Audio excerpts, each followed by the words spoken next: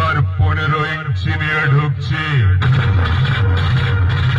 ক্ষমতা থাকলে আমার সামনে আয়, তোদের সব কটাকে তুলবো জ্বলন্ত আগুনের চিতায়।